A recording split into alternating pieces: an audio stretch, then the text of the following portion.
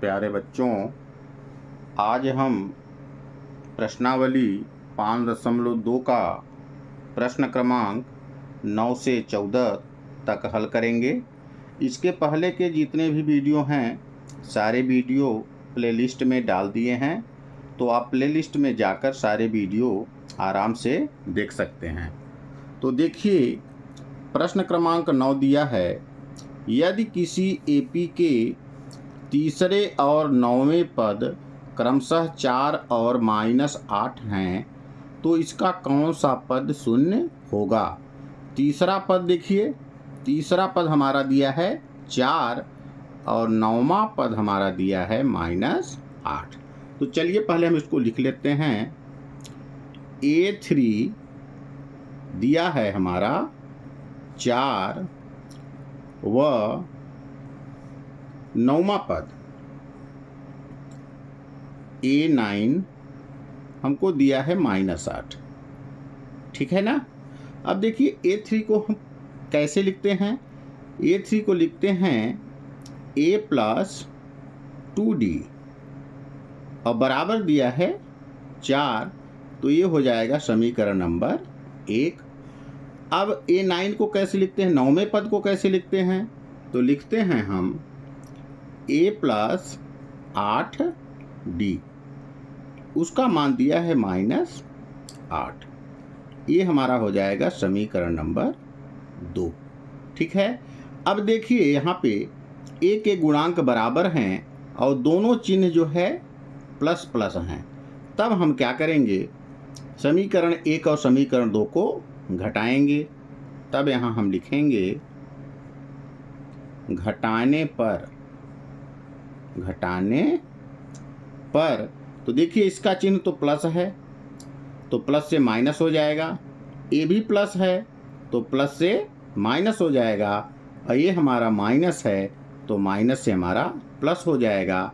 एक ए में एक ए को जब हम निकालेंगे तो 0 बचेगा, अर्थात ये हमारे राशियां कट गई।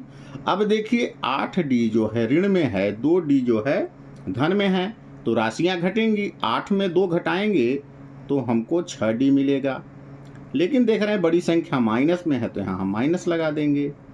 बराबर देखिए 8 भी धन में है, 4 भी धन में है, तो दोनों राशियां जुड़ जाएंगी। 8 में जब 4 को जोड़ेंगे तो हमको मिल जाएगा 12। अब देखिए 6 का D में संबंध गुणे का है, इधर ले जाएंगे तो भाग का हो जाएगा, तो D बराबर हमको मिलेगा -12/6।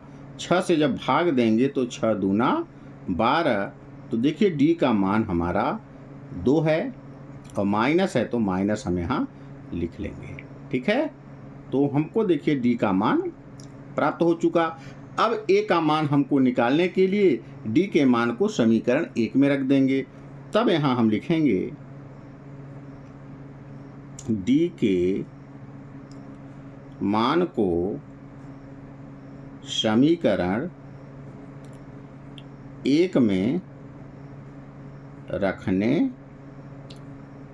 पर, ठीक है। अब समीकरण 1 हमारा क्या है, A + 2D = 4, तो यहाँ लिखेंगे A + 2D = 4।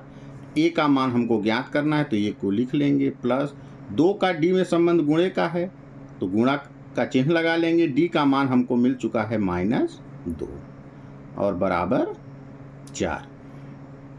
तो A प्लस और माइनस माइनस होता है, 2 दूना 4 मिल गया और बराबर दिया है 4।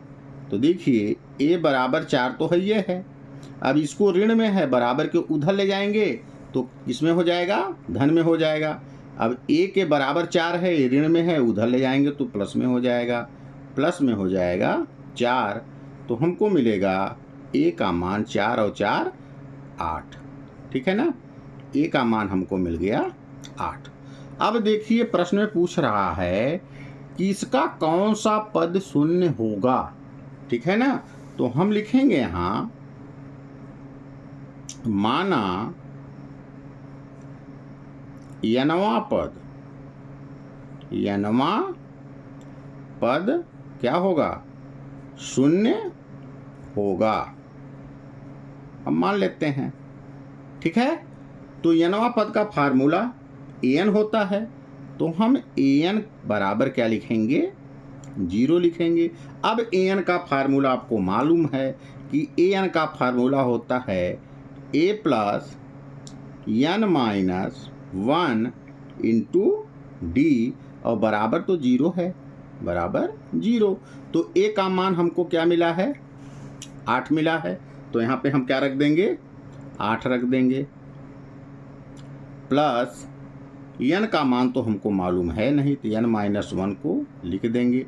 अब d का मान देखिए हमको क्या मिला है, -2, तो यहाँ पे हम रख देंगे -2, ठीक है, और बराबर 0, ठीक है ना। अब देखिए यहाँ लिखेंगे n माइनस 1 इंटू -2 बराबर दिया है 0। अब देखिए प्लस में है, जब बराबर को उधर ले जाएंगे तो काहे में हो जाएगा, प्लस में है, उधर ले जाएंगे तो माइनस में हो जाएगा, तो -8 हो जाएगा। तो हमको मिलेगा n माइनस 1 इंटू -2 बराबर 0 में जब -8 को हम घटाएंगे तो हमको -8 ही मिलेगा, -8, ठीक है। अब देखिए n माइनस 1 में -2 का संबंध गुणे का है, जब -2 को इधर ले जाएंगे बराबर के तो भाग में चला जाएगा, तब यहाँ मिलेगा n माइनस 1 बराबर -8, और भाग में चला जाएगा -2, माइनस से माइनस हमारा कट जाएगा, और 2 चौको 8। तो देखिए हमको मिला क्या, n माइनस 1 बराबर हमको मिल गया 4। तो n बराबर क्या होगा, 4, ये ऋण में है, उधर जाएगा तो प्लस में हो जाएगा। तो n बराबर हमको मिल गया, देखिए 4 और 1 5, ठीक है ना। n का मान हमको क्या मिल गया, 5 मिल गया। अब प्रश्न में पूछा है कि कौन सा पद शून्य होगा, तो n का मान क्या आया, 5वां पद। 5वां पद हमारा क्या होगा, शून्य होगा। तब यहाँ लिखेंगे अतः 5वां पद शून्य होगा, ठीक है। और ये हमारा क्या हो जाएगा, आंसर होगा। उम्मीद है कि आपको प्रश्न क्रमांक 9 अच्छी तरह समझ में आ गया होगा। आप इसका स्क्रीनशॉट ले सकते हैं। चलिए आगे ले लीजिए, ठीक है। अब इसको पूरा ले लीजिए। चलिए अब अगले क्रम में हम इसी का प्रश्न क्रमांक 10 हल करेंगे। देखिए प्रश्न क्रमांक हमारा 10 है कि किसी एपी का 17वां पद उसके 10वें पद से 7 अधिक है, इसका सारवंतर ज्ञात कीजिए। प्रश्न में देखिए बोला है कि 17वां पद, तो हम यहाँ लिखेंगे प्रश्नानुसार,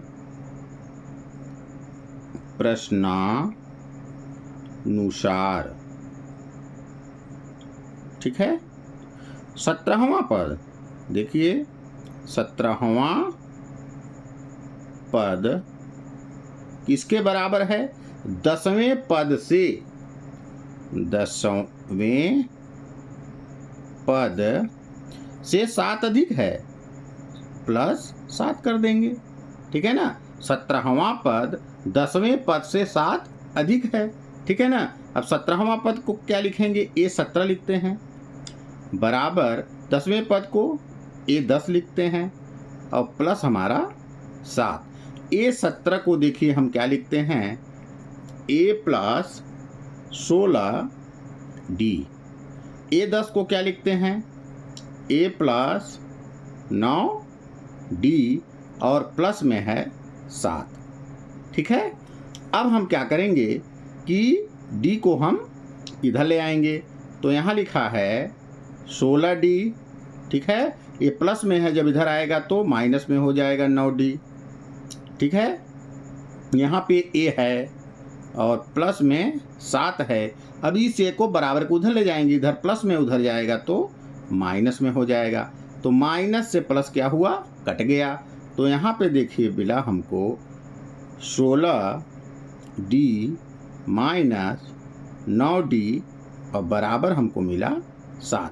अब देखिए 16D में 9D जब हम घटाएंगे तो हमको क्या मिलेगा, 7D मिलेगा। बराबर लिखा है 7। अब 7 का D में संबंध गुणे का है, उधर ले जाएंगे तो भाग का हो जाएगा। तो D बराबर 7/7। तो 7 एकम 7। तो देखिए D का मान हमको कितना मिल गया, 1 आ गया। ठीक है ना, D का मान 1 मिला। तो प्रश्न पूछा इसका सारवंतर ज्ञात कीजिए। तो सारवंतर कितना मिला, 1 मिला। तब यहाँ हम लिखेंगे अतः सार्व अंतर बराबर 1 होगा। ये हमारा क्या हो जाएगा, आंसर हो जाएगा। उम्मीद है कि 10वां प्रश्न भी आपको अच्छी तरह समझ में आ गया होगा। इसका भी आप स्क्रीनशॉट ले लें। अब अगले क्रम में इसी का हम 11वां प्रश्न हल करेंगे। देखिए 11वां प्रश्न है AP 3, 15, 27, 39 ... का कौन सा पद उसके 54वें पद से 132 अधिक होगा। तो सबसे पहले तो हम इस श्रेणी जो दिया है इसका A और D पहले ज्ञात कर लेंगे। तो देखिए प्रथम पद हमारा A का मान यहाँ दिया है 3। अब इसके बाद हम D निकाल लेंगे। देखिए दूसरे पद में पहले पद को घटा देंगे। दूसरा पद हमारा 15 है और पहला पद हमारा 3 है। अब जब 15 में 3 को जब हम घटाएंगे तो हमको मिलेगा 12। तो देखिए D का मान हमको मिल गया। अब हम चलेंगे प्रश्नानुसार।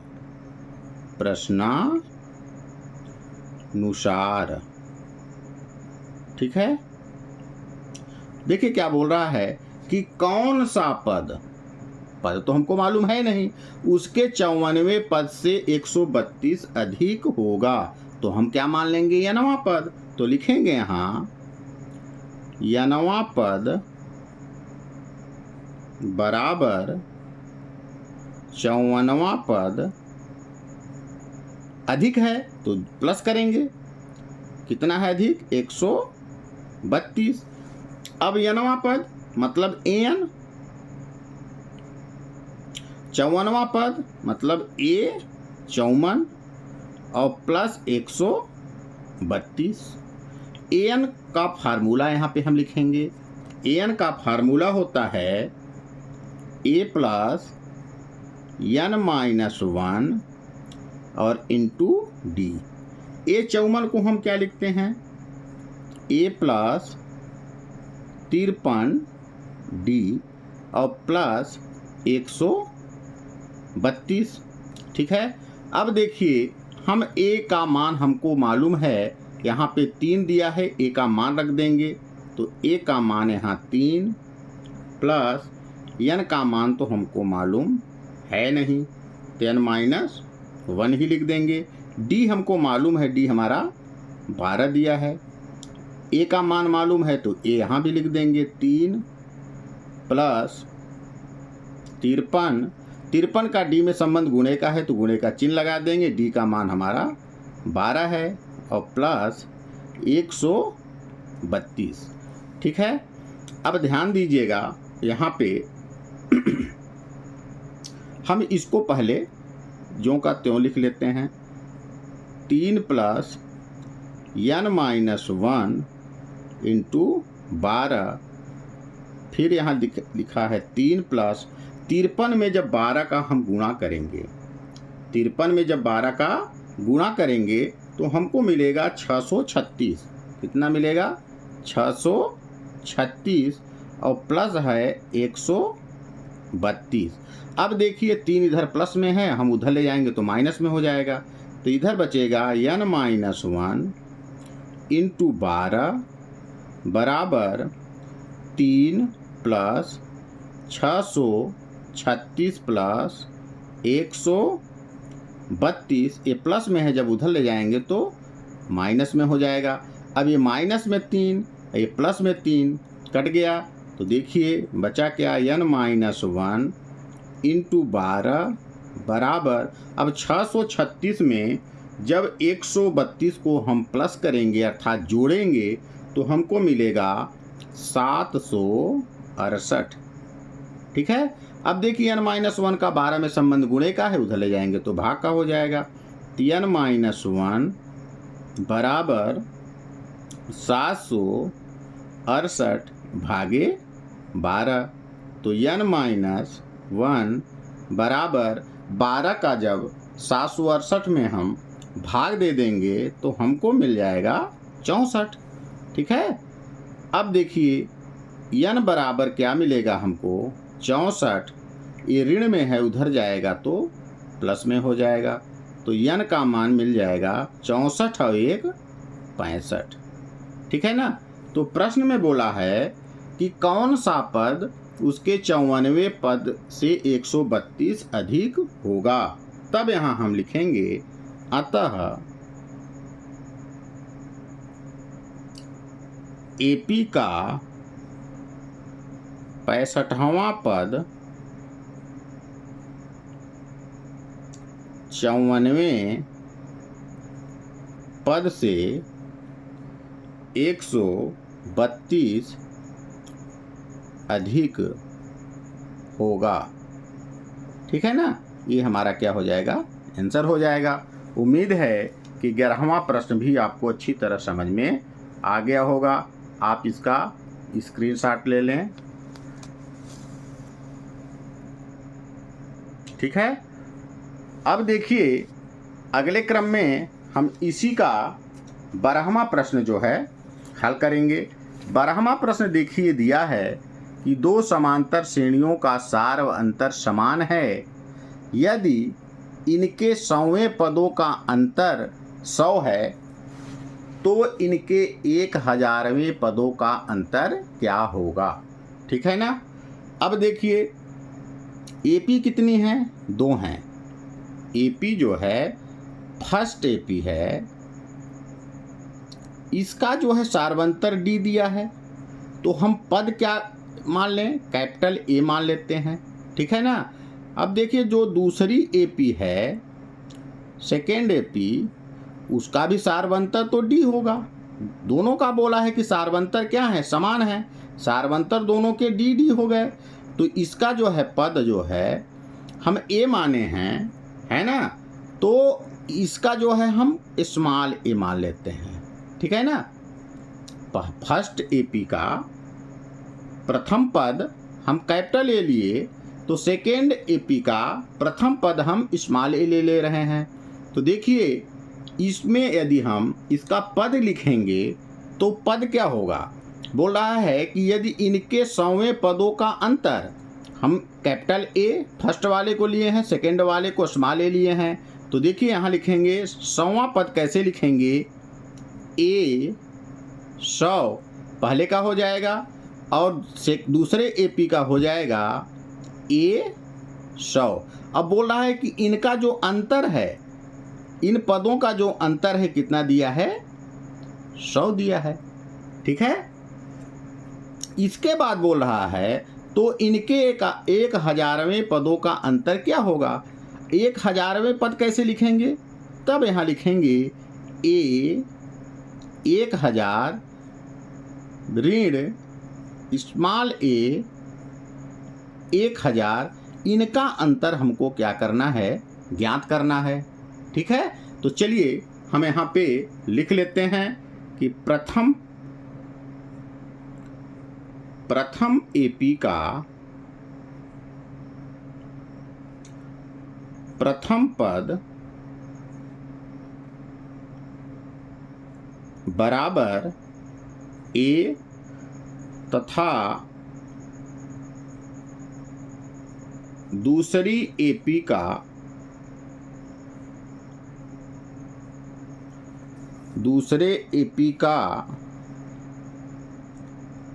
प्रथम पद बराबर स्मॉल a। ठीक है ना। और दोनों का सारवंतर देखिए, दोनों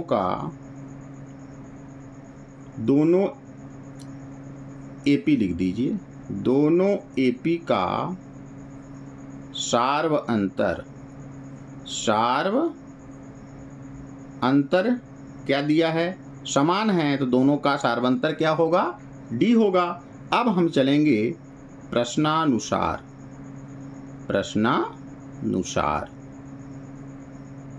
ठीक है, देखिए हमारे पद पहले AP का पद जो है कैपिटल A है और दूसरे AP का जो पद है स्मॉल a है।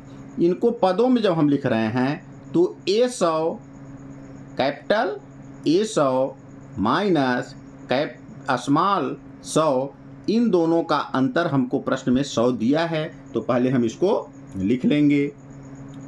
तो A100 माइनस स्मॉल A100, दोनों का अंतर हमको कितना दिया है, 100 दिया है। ठीक है ना। अब देखिए A100 को हम कैसे लिखेंगे, ठीक है ना। तो लिखेंगे हम A प्लस 99D माइनस है।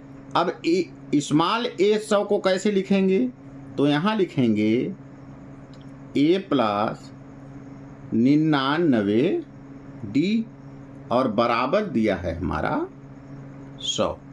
ठीक है। अब ध्यान दीजिएगा यहाँ पे A प्लस 99D प्लस और माइनस का जब गुणा करेंगे तो माइनस में A आ गया, और प्लस और माइनस का गुणा करेंगे तो माइनस में 99D आ गया और बराबर लिखा है 100। ये देखिए माइनस में है, A प्लस में है, ये हमारा कट गया। तो बचा हमारा क्या, A यहाँ बचा और यहाँ पे माइनस A बचा और बराबर कितना दिया है, 100। अब ये हमारा हो गया समीकरण नंबर 1। ठीक है ना। ये तो 100वें पदों का अंतर है, हमारा 100 आ रहा है। अब हमारा 1000वें पदों का अंतर हमको ज्ञात करना है, तो हम अब इसको लिखेंगे A 1000 माइनस A 1000। ठीक है ना। अब इसको हम पद में कैसे लिखेंगे जो है इसका, तो क्या लिखते हैं इसको, A प्लस 1000 में 1D कम कर देंगे तो 999D हो जाएगा। ठीक है ना। और माइनस इसको ब्रैकेट में लिखेंगे, ये हो जाएगा हमारा A प्लस 999D। ठीक है। तो यहाँ हम लिखेंगे A प्लस 999D प्लस और माइनस, माइनस में आया हमारा A और प्लस और माइनस 999D। देखिए ये माइनस में है और ये प्लस में है, हमारा कट गया। तो हमको मिला क्या, A प्लस, अच्छा यहाँ से A मिला और यहाँ से माइनस A मिला। अब देखिए हम समीकरण 1 से देख रहे हैं, समीकरण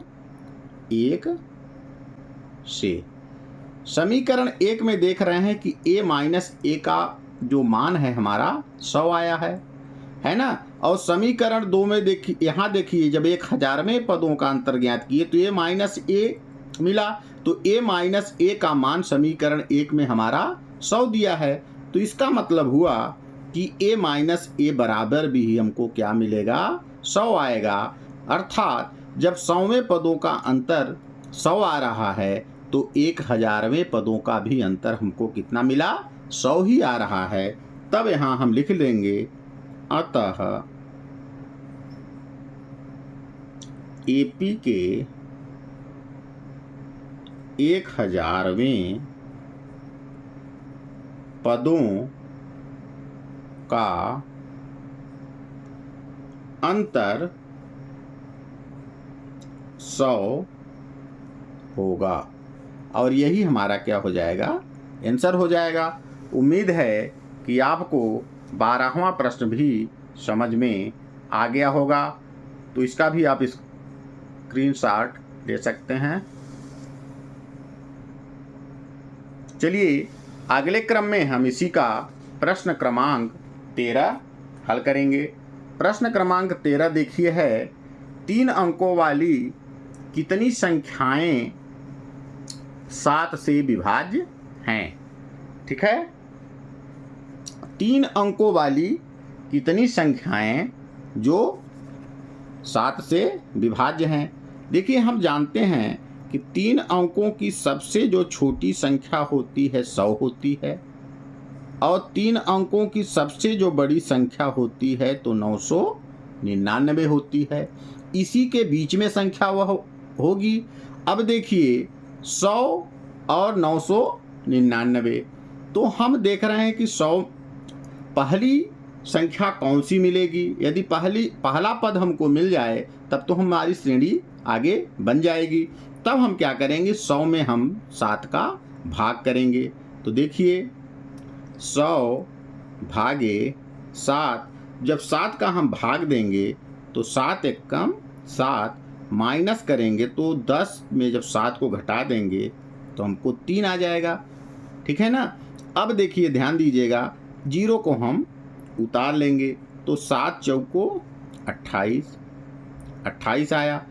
अब इसको जब घटाएंगे तो हमको मिलेगा 2। ठीक है ना। अब हमको प्रथम पद जो है ज्ञात करना है। तब हम क्या करेंगे, 7 में 14 का हम गुणा करेंगे।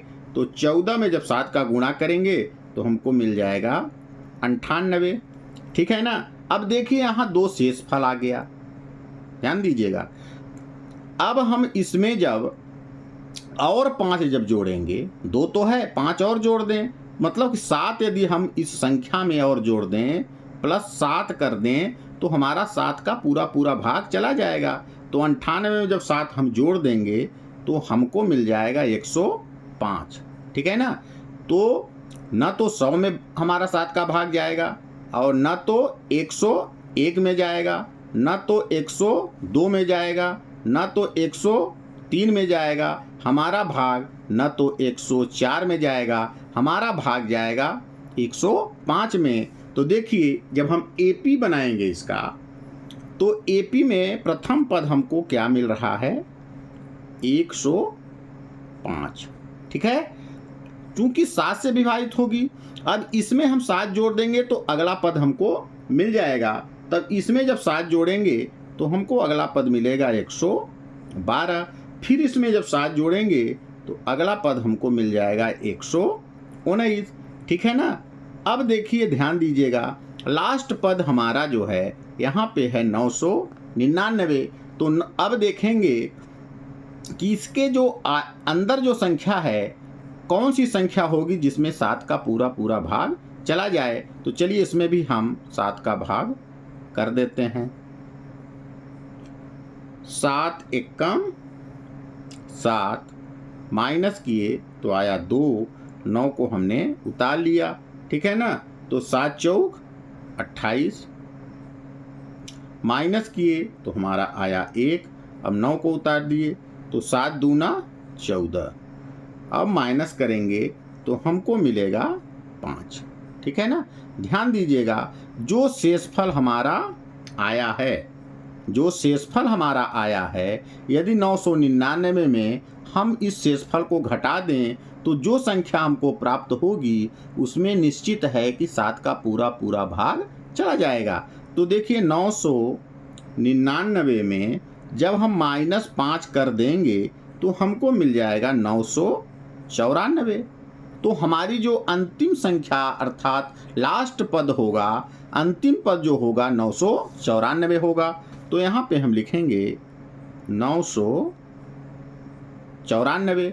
अब देखिए हमारी एपी जो है बन गई है। अब यहाँ पे हम सबसे पहले प्रथम पद लिखेंगे। ए हमारा दिया है 105, फिर हम डी निकालेंगे।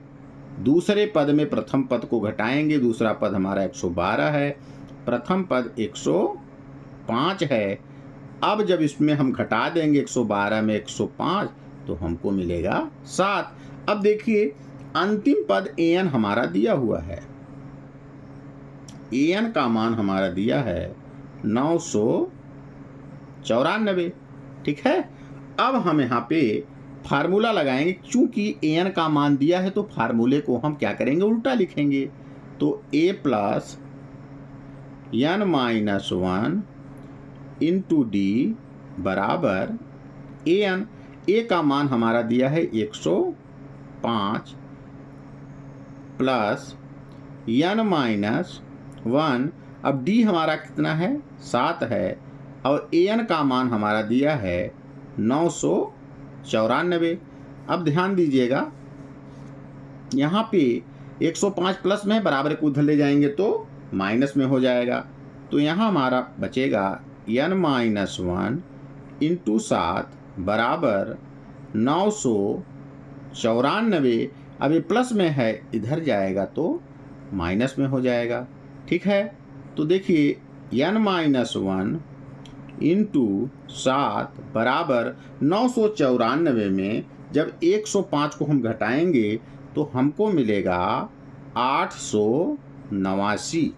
ठीक है, अब देखिए ध्यान दीजिएगा, n माइनस 1 का 7 में संबंध गुणे का है, जब उधर ले जाएंगे तो काहे में चला जाएगा, भाग में। तो लिखेंगे 889 भागे 7। ठीक है ना। अब देखिए n माइनस 1 बराबर 889 में जब 7 का हम भाग देंगे तो देखिए 7 एक कम 7, 7 एक कम 7, एक आया, एक बचा, 18 हो गया, तो 7 दूना 14। ठीक है ना, 4 बचा, और 4 और 9 49 हो गया, 7 सत्ते 49। जब 889 में 7 का भाग देंगे तो हमको मिलेगा 127। तब देखिए n बराबर यदि हम लिखें तो 127 ऋण है, उधर जाएगा तो प्लस में हो जाएगा 1, तो n का मान 128 हो जाएगा। इसमें पूछा है 3 अंकों वाली कितनी संख्याएं हैं जो 7 से विभाज्य हैं। तब यहाँ हम लिखेंगे अतः 3 अंकों वाली, n का मान कितना मिला, 128, 128 संख्याएं हैं जो 7 से विभाज्य हैं। और ये हमारा क्या हो जाएगा, आंसर हो जाएगा। उम्मीद है कि आपको 13वां प्रश्न भी अच्छी तरह समझ में आ गया होगा। इसका भी आप स्क्रीनशॉट ले लें। ठीक है, अब इसका जो है हम अगले क्रम में 14वां प्रश्न हल करेंगे। देखिए 14वां प्रश्न है कि 10 और 250 के बीच में 4 के कितने गुणज हैं। ठीक है ना, किसके बीच, 10 और 250 के में 4 के कितने गुणज हैं। अब 10 से लेके 250 तक की संख्या आपको लेनी है।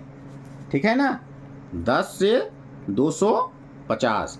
देखिए 10, 11, 12, 13, 14, इस तरह करके जो है आपको जाना कहाँ तक है, 250 तक जाना है। ठीक है ना। अब देखिए यदि हम 4 का भाग दें, 4 के पहाड़े में 10 तो आता नहीं, तो ये तो संभव है नहीं।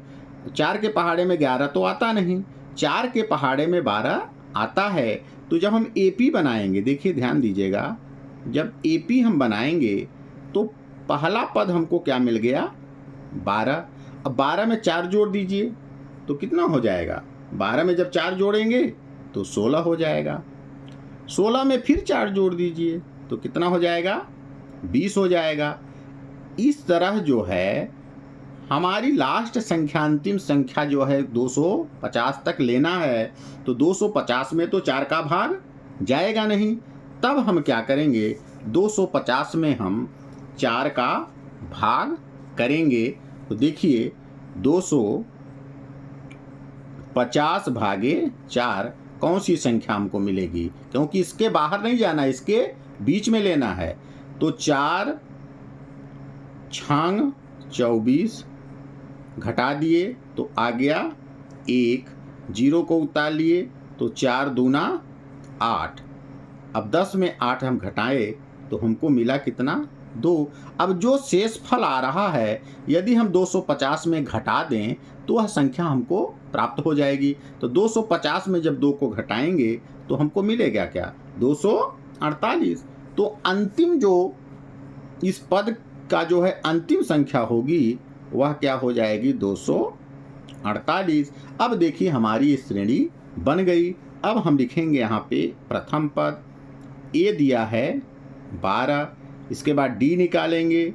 दूसरे पद में पहले पद को घटाएंगे 16 माइनस 12, जब 16 में 12 को घटाएंगे तो हमको 4 मिलेगा। अंतिम पद देखिए दिया है an दिया है 248, ठीक है ना। अब जब हमको an का मान मालूम हो तो फार्मूले को हम उल्टा लिखते हैं a plus n minus 1 into D बराबर an। a का मान हमारा दिया है 12 प्लस n तो हमको ज्ञात करना है इंटू डी का मान हमारा क्या दिया है 4 दिया है। an हमारा दिया है 248, ठीक है। अब देखिए 12 इधर धन में उधर जाएगा तो ऋण में हो जाएगा। तो n माइनस 1 इंटू 4 बराबर 248। ये प्लस में उधर गया तो माइनस में हो गया। तो n ऋण 1 गुणे 4 बराबर 248 में जब हम 12 को घटा देंगे तो हमको मिल जाएगा 236। अब देखिए n माइनस 1 का 4 में संबंध गुणे का है, इधर ले जाएंगे तो भाग में चला जाएगा। तो n माइनस 1 बराबर 236 भागे 4। तो n माइनस 1 बराबर, अब 4 का जब इसमें भाग देंगे तो 4 पंचे 20, 4 पंचे 20, 23 में 20 तो चला गया, 3 बचा, 3 और 6 36, तो 4 नैया 36। तो हम भाग जब दिए 4 का 236 में तो हमको मिला 59।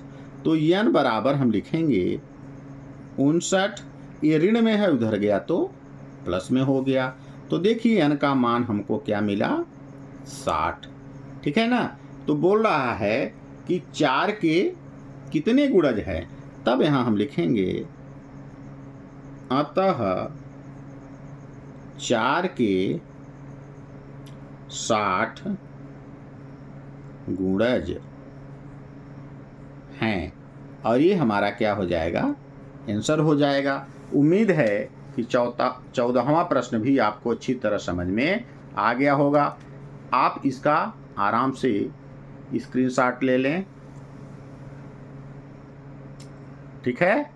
यदि आपको वीडियो अच्छा लगा तो वीडियो को लाइक करें, सब्सक्राइब करें और अपने दोस्तों को शेयर करें। धन्यवाद।